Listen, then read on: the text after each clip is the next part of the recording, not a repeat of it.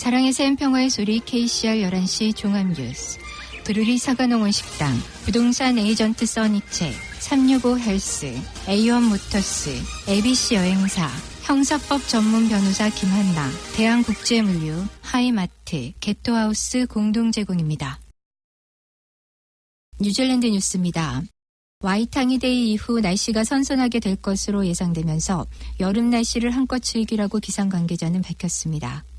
기상대에 따르면 오늘과 내일 30도에 이르는 뜨거운 날씨가 이어지지만 남극에서 불어오는 차가운 바람의 영향으로 수요일인 와이탕이데이부터 뜨거운 날씨는 진정될 것으로 예보됐습니다.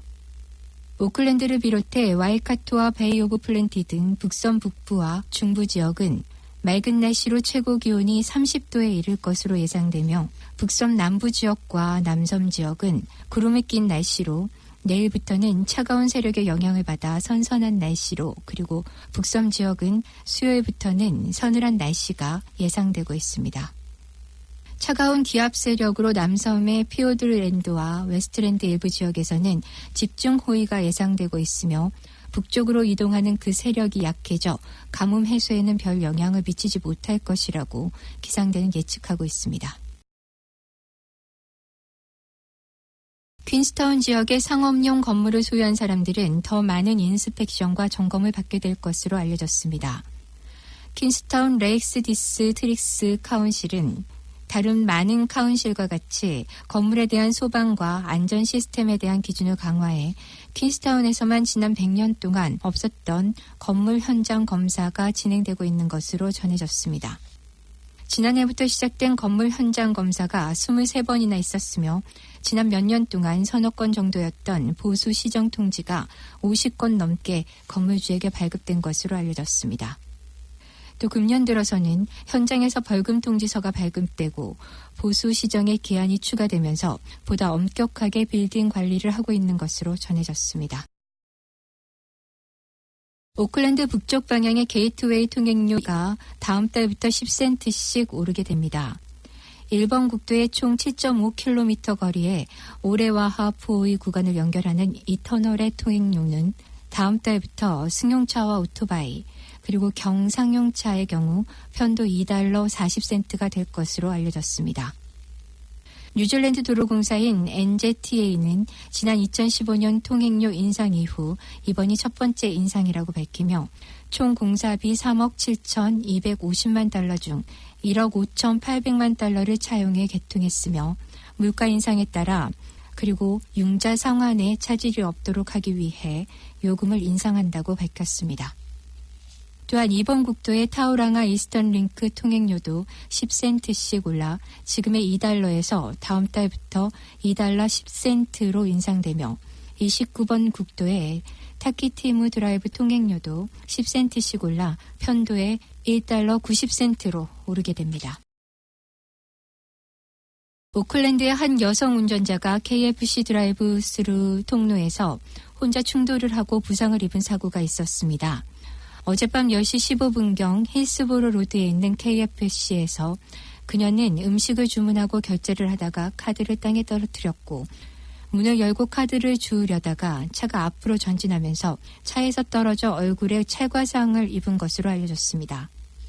이 여성은 차문을 열며 옆으로 숙이면서 본인도 모르게 악셀레이터를 밟아 차가 앞으로 나아가 보도턱을 들이받았다고 합니다. 이에 본인은 차 밖으로 떨어지면서 얼굴에 부상을 입고 병원으로 호송된 것으로 전해졌습니다. 경찰은 이 여성이 음주로 인해 통제를 제대로 하지 못했던 것으로 추정하고 있으며 오늘 현장과 촬영 검사를 할 것으로 밝혔습니다. 한 뉴질랜드 세입자가 카페트를 걷어내고 바닥에 핑크색 페인트를 칠해 $5,000 상당의 벌금을 지불토록 명령받았습니다. 이 금액에는 $3,000의 임대료 체납금도 포함됐습니다. 법원은 오클랜드 마운트 루스길에 있는 주택의 손상이 자연적인 손상 이상이라고 판정했습니다. 조정관은 이 주택의 카페트 대부분이 2014년 입주 당시 새 것이었으나 제거됐으며 마루바닥에 핑크 색깔의 페인트가 칠해졌다고 말했습니다.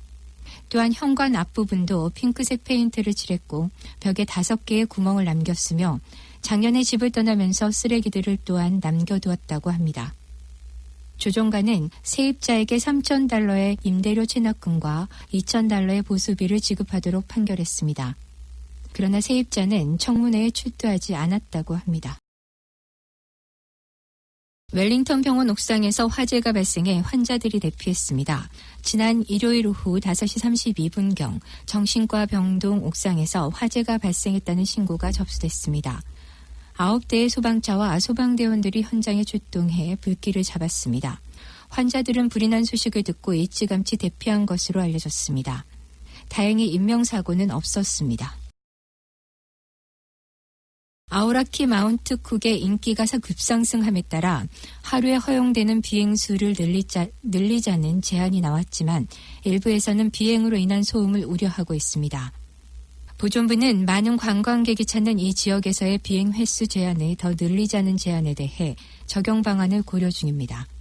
관리 계획 초안은 하루 최대 200편을 허용하는 것을 목표로 하고 있지만 국립공원의 일부에서는 비행이 없는 상태로 남겨둘 것도 제한되고 있습니다. 마운트 쿡에서의 비행 허용 횟수를 늘리는 것에 대한 초안 제출은 이번 월요일에 마감될 예정입니다. 1차 산업부에서는 노스랜드에서 소나 양이 도살당한 후 암시장에서 유통되고 있음을 경고했습니다. 노스랜드 목장주들은 가축의 도살이 급증하고 있어 목장에서 자신들을 보호하기 위해 총을 사용할 준비가 되어 있다고 밝혔습니다. 노스랜드의 한 농부는 소고기 가격이 비싸고 도난당한 고기가 와이카토까지 유통되고 있다고 말했습니다. 비프앤랩 엔젯에서는 도난당한 고기 문제가 굉장히 광범위하다며 남의 소나 양을 몰래 죽여서 유통하는 것은 범죄 행위라고 비난했습니다. 또한 1차 산업부 MPI는 부족한 주인과 소매 상인들에게 판매하는 고기의 출처가 어디인지를 살펴볼 것을 조언했습니다.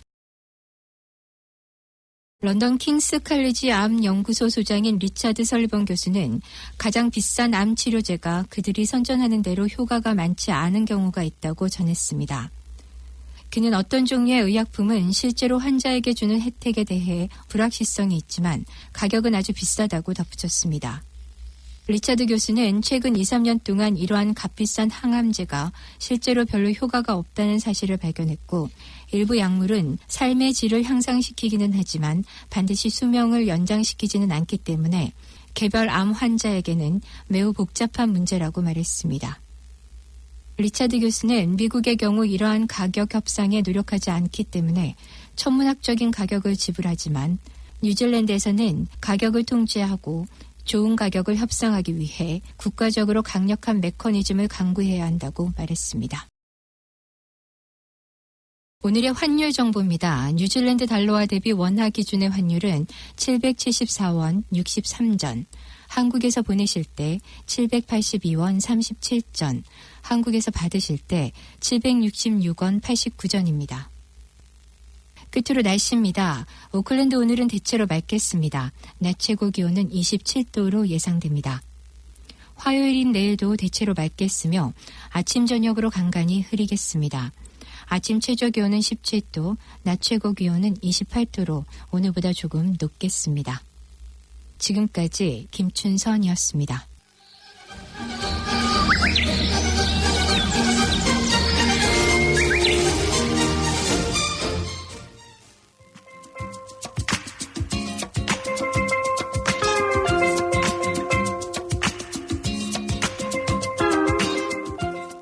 KCI 게시판입니다.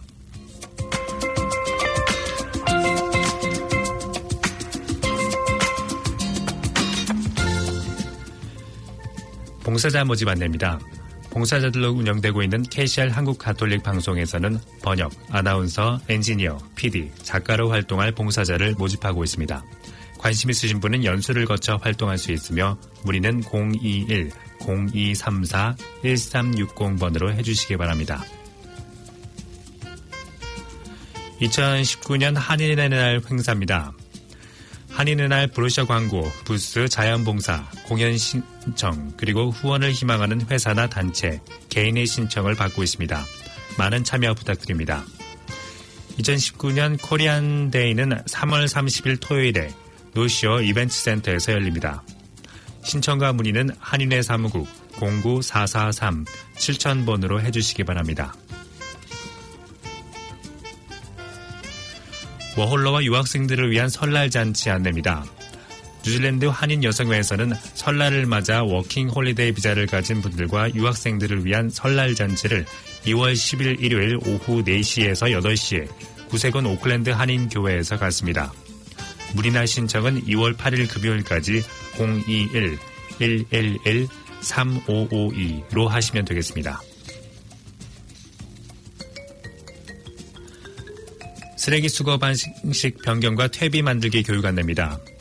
오클랜드 카운실에서는 쓰레기를 줄이기 위한 계획의 일환으로 변경된 쓰레기 수거 방식과 쓰레기 종량제 대비를 위한 음식 쓰레기 분리법, 그리고 보카시와 퇴비를 만드는 법을 교육합니다. 2월 9일 토요일 11시부터 12시 반까지 버켄헤드 라이브러리에서 열립니다. 참석을 원하시는 분은 반드시 예약을 해주시기 바라며 소규모 그룹 또는 단체 접수도 가능합니다. 사전 접수 및 문의는 해정 hyejung compostcollective.org.nz 또는 021-273-4588번으로 문자 주시면 됩니다. 지금까지 KCI 게시판이었습니다.